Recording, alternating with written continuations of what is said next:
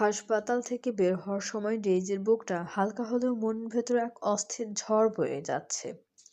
রুষার ওই নিজ মানসিকতার জবাব দিতে গিয়ে সে যে কথাগুলো বলেছে সেগুলো হয়তো কেবল রুষার মুখ বন্ধ করার জন্য ছিল, কিন্তু কথাগুলো বলতে গিয়ে ডেইজি নিজে অনুভব করছে তাচিপের প্রতি তার ঘৃণাটা এখন আর আগের মতো ধারালো নেই। রক্তমাখা সেই সাদা শার্ট আর তাসিফের আর্তনাদ তাকে বারবার মনে করিয়ে দিচ্ছে এই মানুষটা অন্তত তার জন্য লড়তে দুবার ভাবেনি। সারা রাস্তা তাসিফের কথা ভাবতে ভাবতেই বাড়ি পৌঁছলো ডেইজি। নিজেকে কিন্তু বাড়িতে পা রাখতেই ডেইজির মন আবার কালো মেঘে ঠেকে গেল। রহিমার কর্কশ গলার স্বর ড্রয়িং রুম থেকেই শোনা যাচ্ছে। ডেইজি ভেতরে ঢুকতেই দেখলো আরিয়ান সোফায় পা তুলে বসে আছে, আর রহিমা আহমেদ কাকে যেন ফোনে বলছেন। হ্যাঁ ভাই, মেয়ে একদম তৈরি, আপনারা চাইলে কালই দেখতে আসতে পারেন। ডেজি স্থির হয়ে দাঁড়িয়ে রইল। রহিমা ফোন রেখে ডেজির দিকে তাকিয়ে কপালে একরাশ বিরক্তি নিয়ে বললেন, কোথায় মরা মুখ দেখতে গিয়েছিলি শুনি? শোন, কাল তোকে দেখতে আসবে, এবার আর কোনো বাহানা চলবে না। ডেজি এবার শান্ত কিন্তু কঠিন স্বরে বলল, আমি বলেছি কোনো বিয়ে করব না। ডেজি তাসিফের সাথে বিয়েটা মন থেকে মানতে পারেনি, তাই এখনো বাড়িতে কিছু জানেনি। সেই সুযোগেই রহিমার এসব করছেন, কিন্তু কি করবে ডেইজি? বিয়ে হয়ে গেছে বললেই রহিমা আহমেদ তাকে চৌধুরী মেনশনে পাঠিয়ে দেবে। ডেইজি আর তাসিফের সাথে থাকতে পারবে না। ইদানিং তাসিফের প্রতি দুর্বল অনুভব করছে সে। এর মধ্যে আরিয়ান উঠে এসে ডেইজির সামনে দাঁড়ালো। শোন ডেইজি, তোর তাসিফের তাসিফ চৌধুরী তো এখন তোকে পাত্তা দেয় না। ওর থেকে আর কানাকড়িও পাওয়ার আশা নেই। তার চেয়ে ভালো জায়গায় বিয়ে হয়ে গেলে আমাদেরও কিছু সুরাহা হবে। আরে এত অসভ্য হবে, এত অসভ্য হলি কবে থেকে? আমি তোর আপু হই, বেয়াদব একটা। ওরে আমার মহারানী, নিজে কত সভ্য। পুরুষ মানুষের সাথে রাত কাটিয়ে টাকা আনার সময় তোর সভ্যতা কোথায় ছিল? ডেজি বুঝতে পারছে এরা মানুষ নয়, এরা সুযোগ সন্ধানী শকুন। সে আর কথা না বাড়িয়ে নিজের ঘরে ঢুকে দরজার ভেতর থেকে আটকে দিল। ধীর পায়ে জানালা দিয়ে এগিয়ে এলো। জানালার গ্রিল ধরে বাইরের অন্ধকারের দিকে তাকিয়ে তার দু চোখ ফেটে জল এলো। এদিকে তাসিফের সেই ভয়ঙ্কর অতীত আর বর্তমানের ত্যাগ, অন্যদিকে নিজের পরিবারের এই নোংরা রূপ। ডিজির মনে হলো এই পৃথিবীতে তার আপন বলতে আসলে কেউ নেই। সে একা, ভীষণ একা।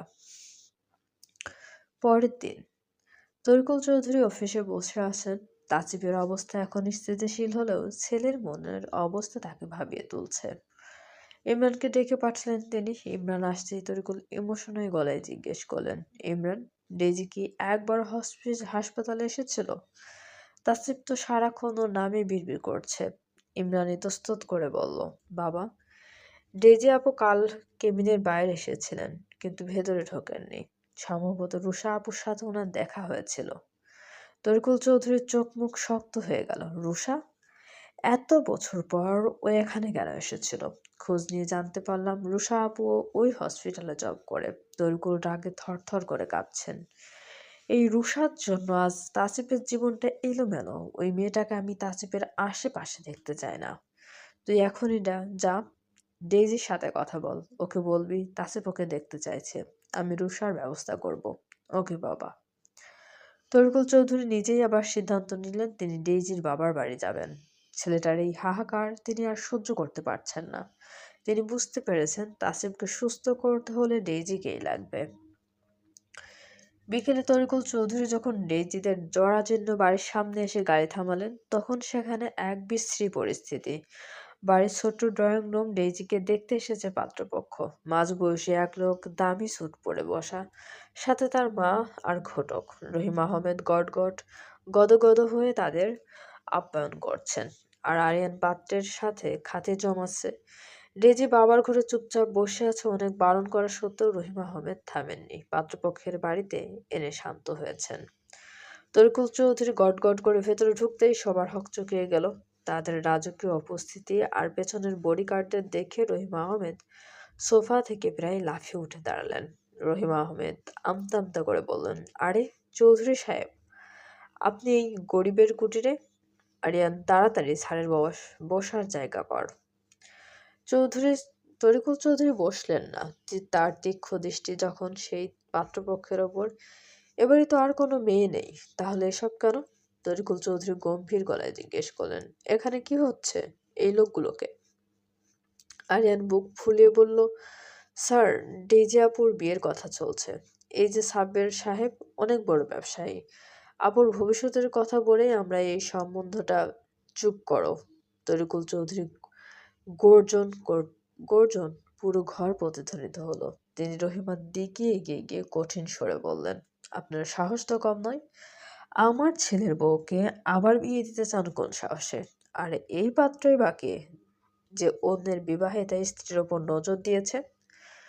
তরিকুল চৌধুরীর কথা শুনে রহিমার আরিয়ানের মাথায় যেন আকাশ ভেঙে পড়ল। রহিমার মুখটা হা হয়ে গেল। তিনি থতমত খেয়ে বললেন, ছেলের বউ মানে? ডিজি ডিজি আপনার ছেলের বউ কবে হলো? তরিকুল চৌধুরী তাচ্ছিল্যের হাসি হাসলেন। ডেইজি আর তাসিফের বিয়ে হয়ে গেছে। ডেইজি এখন মিসেস ডেইজি তাসিফ চৌধুরী। আপনারা কোন এককালে চৌধুরী বাড়ির বড় বউকে বিয়ে দিতে চেয়েছিলেন? পাত্রপক্ষ তরিকুল চৌধুরীর নাম শুনে আর ডেইজির বিয়ের কথা শুনে এক মুহূর্ত দেরি করল না। তারা অপমানিত বোধ করে দ্রুত ঘর থেকে বেরিয়ে গেল। আরিয়ান তখনও বিমূঢ় হয়ে দাঁড়িয়ে আছে। সে ভাবতেই পারেনি ডেইজি সত্যি সত্যি তাসিফ চৌধুরীর মতো একজন মানুষের বউ হয়েছে। তরিকুল চৌধুরী এবার আরিয়ানের দিকে তাকিয়ে বললেন, টাকার লোভে বোনকে বয়স্ক এক ব্যক্তির সাথে বিয়ে দিতে চেয়েছিলে। আমি তো তোমাদের মা ছেলের জেলের ব্যবস্থা করতে পারতাম, কিন্তু ডেইজির সম্মানের কথা ভেবে চুপ আছি। এই মুহূর্তে তোমাদের এই নোংরা খেলা বন্ধ করো। তরিকুলের কথাবার্তার শব্দে ডেইজির বাবার রুম থেকে বেরিয়ে ড্রয়িং রুমে এসে দাঁড়ালো। তরিকুল চৌধুরী পকেট থেকে চেক বই বের করে একটা চেকে লিখে রহিমার দিকে এগিয়ে দিলেন। এই নিন টাকা।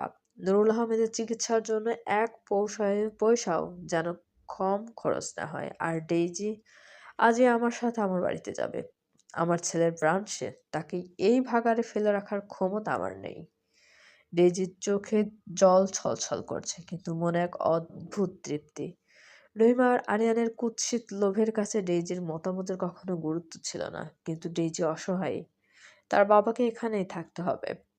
তরিকুল চৌধুরী ডেইজিকে ডাকলেন, ডেইজি, অনেক হয়েছে, এবার অন্তত একটু দয়া করো। তাসিফ তোমার জন্য ছটফট করছে। আমি চাই তুমি আমার সাথে চৌধুরী ম্যানশনে চলো। ওখানে আমাদের পরিবারের সবাই আছে, তোমার শাশুড়ি, ননদ, দেবর সবাই আছে, শুধু তুমি নেই। আমি হাত জোড় করে বলছি, চলো আমার সাথে। তাসিফের জীবনটা পূর্ণ করো। ডেইজি তরিকুলের এমন আবদার ফেলতে পারল না। ঠিক আছে, আমি যাব। আপনি বসুন, আমি টুকটাক গোছগাছ করে বাবার সাথে কথা বলে আসছি। ডেইজির উত্তরে স্বস্তির নিঃশ্বাস ছাড়লেন তরিকুল। বেশ, বেয়াই সাহেবকে বলবে উনার কোনো অযত্ন হবে না। আমি আগামীকাল নার্স পাঠাবো, সারাদিন সেই দেখাশোনা করবে। সেসবের দরকার নেই আঙ্কেল। তুমি জানো আমি কেন বললাম এটা? ডেইজি রহিমার দিকে তাকালো একবার। তরিকুল চৌধুরীর কথা ভুল নয়, এ বাড়িতে নুরুল আহমেদের যত্নের অভাব হবে, তাই একজন নার্স থাকলে ভালো হয়। এদিকে রহিমা আহমেদ চুপচাপ দাঁড়িয়ে আছে। ডেজি যে অত বড় ঘোরের বউ হয়েছে এটা সে এখন হজম করতে পারেনি। ঠিক আছে, তাই করুন, ডেজি নিচু কণ্ঠে বলল। তরিকুল মুচকি হাসলেন। ডেজি আর কোনো কথা না বলে তার সামান্য কিছু কাপড় গুছিয়ে নিতে গেল। আরিয়ান আর রহিমা আহমেদ স্তব্ধ হয়ে তাকিয়ে দেখলেন। যাকে তারা আপদ ভেবেছিল, সে আজ কালো পাজরেতে চড়ে চৌধুরী ম্যানশনের রানী হতে চলেছে। রহিমার হাতের চেকে মোটা অঙ্কের টাকা থাকলেও তার মনের কুটিলতা তাকে শান্তি দিতে পারল না। তরিকুল চৌধুরীর গাড়িটা এখন চৌধুরী ম্যানশনের দিকে ছুটছে। ডেজি জানালার বাইরে তাকিয়ে ভাবছে, জীবন কত বিচিত্র। যে বাড়িতে ডেইজি যাবে না বলে তাসিফকে শর্ত দিয়েছিল, আজ সেখানেই যাচ্ছে সে। কিন্তু আগামীকাল তাসিফ ফিরবে। জখম হওয়া সেই বাঘটার মুখোমুখি কিভাবে হবে ডেইজি?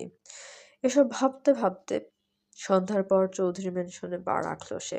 ডেইজিকে পেয়ে বাড়ির সবাই ভীষণ খুশি হলো। তবে ডেইজির মনটা অস্থির লাগছে। রাতে কোনো মতো দুটো খেয়ে বিছানায় শরীর এলিয়ে দিল সে। তবে আজকে যেই বিছানাটায় শুয়েছে সেটাও তাসিফের বিছানা ভেবেই শিউরে উঠেছিল ডেইজি। সকাল থেকেই চৌধুরী ম্যানশনে এক ব্যস্ততা। তরিকুল চৌধুরী নিজে তদারকি করছেন সবকিছুর। বাড়ির বড় ছেলে আজ হাসপাতাল থেকে ফিরছে। ডেজি তার ঘরে জানালার পাশে দাঁড়িয়ে দেখলো 3টি কালো গাড়ি গেট দিয়ে ভেতরে ঢুকেছে। তার বুকটা ধক করে উঠল। যে মানুষটা গত কয়েকদিন হাসপাতালে নিথর অবস্থায় দেখেছে, আজ সে ফিরেছে এক নতুন রূপে, বিজয়ী হিসেবে নাকি পরাজিত প্রেমিকের বেশে, তা ডেইজি জানে না। ইমরান আর তরিকুল চৌধুরী তাসিফকে ধরে গাড়ি থেকে নামালেন। তাসিফের বাম কাঁধ এখনো ব্যান্ডেজ করা। তার চেহারাটা ফ্যাকাশে হয়ে গেলেও চোখ দুটো যেন সারাক্ষণ কাউকে খুঁজে বেড়াচ্ছে। ভেতরে ঢুকেই তাসিফ সোফায় না বসে সিঁড়ির দিকে তাকালো। তাসিফের মা মুচকি হেসে বললেন, ডেজি অপরেই আছে তাসিফ, তুমি আগে বিশ্রাম নাও। তাসিফ কথা বাড়ালো না। কারো সাহায্য ছাড়াই টলমলে পায়ে সিঁড়ি বেয়ে উপরে উঠল। সে জানতো ডেইজি কোথায় আছে। নিজের ঘরের দরজা খুলে ভেতরে ঢুকতেই তাসিফ দেখল ডেইজি বারান্দার রেলিং ধরে দাঁড়িয়ে আছে। রোদের আলো তার চুলে পড়ে এক অদ্ভুত আভা তৈরি করেছে। তাসিফ নিঃশব্দে পেছনে গিয়ে দাঁড়ালো। ডেইজি তার উপস্থিতি টের পেয়েও ঘুরল না। আমি ফিরে এসেছি ডেইজি, তুমি খুশি হওনি? ডেইজি ধীরে ধীরে ঘুরে দাঁড়ালো। তাসিফের বিধ্বস্ত চেহারা আর ওই ব্যান্ডেজ করা হাতটার দিকে তাকিয়ে তার বুকের ভেতরটা দুমড়ে মুচড়ে গেল। কিন্তু সে নিজেকে সামনে নিয়ে শীতল গলায় বলল, খুশি হওয়ার মতো কিছু তো ঘটেনি। আপনি ফিরেছেন, সবাই চিন্তামুক্ত এখন। তাসিফ এক পায়ে গেল। ডেজির খুব কাছে গিয়ে তার অক্ষত ডান হাতটা রেলিং এর উপর রাখলো। তুমি চিন্তা করোনি? আমার জন্য একটুও ভাবনি? ডেজি তাসিফের দিকে না তাকিয়ে বলল, আমি কেন চিন্তা করব? তবে হ্যাঁ, আমাকে বাঁচাতে গিয়ে আপনার ওরকম অবস্থা হয়েছিল, তাই দোয়া করেছিলাম যাতে দ্রুত সুস্থ হয়ে যান। তাসিফ এবার স্থির হয়ে ডেজির চোখের দিকে তাকালো। তার চোখের মণি দুটো যেন যন্ত্রণায় কাঁপছে। সে খুব নিচু স্বরে বলল, কি করলে ক্ষমা করবে আমাকে? তাসিফ একটু থামলো। তারপর আবার বলল, তুমি কি জানো ওটির টেবিলে যখন আমি জ্ঞান হারাচ্ছিলাম, তখন আমি কার কথা ভাবছিলাম? আমি ভাবছিলাম যদি আমি মরে যাই, তবে আমার ডেইজি কি আমাকে ক্ষমা করবে? ডেইজি কথা বলতে পারল না। তার চোখের কোণে জল জমেছে। তাসিফের শরীরের অবস্থা দেখে মায়া হচ্ছে তার। তাসিফ তার খুব কাছে মুখ নিয়ে এলো। তুমি আমার ক্ষত দেখে মায়া করছো ডেইজি, কিন্তু আমার ভেতরে রক্তক্ষরণটা দেখছো না? ডেজি হঠাৎ ফুঁপিয়ে কেঁদে উঠল। সে তাসিফের অক্ষত হাতটা জাপটে ধরে তার বুকের ওপর মাথা রাখলো। তাসিফ চমকে গেল, কিন্তু মুহূর্তেই ডেজিকে নিজের শরীরের সাথে মিশিয়ে নিল। ডেজি কাঁদতে কাঁদতে বলল, কেন করলেন এমন? কেন আমাকে অপরাধ বোধে মারছেন?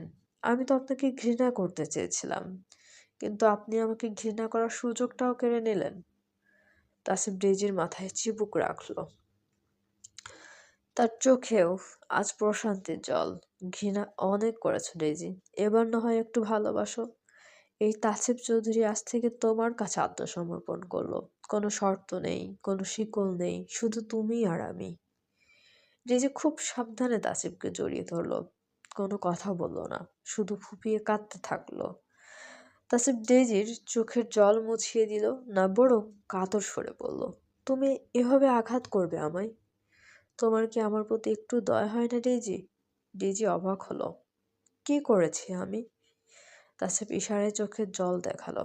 তারপর বলল, একটা সময় ইচ্ছে করে তোমাকে কাঁদাতাম, পৈশাচিক আনন্দ পেতাম। তোমাকে কাঁদাতাম, পৈশাচিক আনন্দ পেতাম। কিন্তু আজ, এখন তোমার চোখের জল দেখে আমার ভেতরটা জ্বলে পুড়ে যাচ্ছে যে ডেজি। ডেজি চোখের জল মুছে ফেললো। তাসিফের বুকে মাথা রেখে চুপচাপ দাঁড়িয়ে রইল। চলবে। গল্পটি আপনাদের কেমন লাগছে অবশ্যই কমেন্ট করে জানাতে ভুলবেন না, এবং চ্যানেলটি সাবস্ক্রাইব করে আমাদের সঙ্গে থাকুন। অনেক ধন্যবাদ আমাদের চ্যানেলের সঙ্গে থাকার জন্য।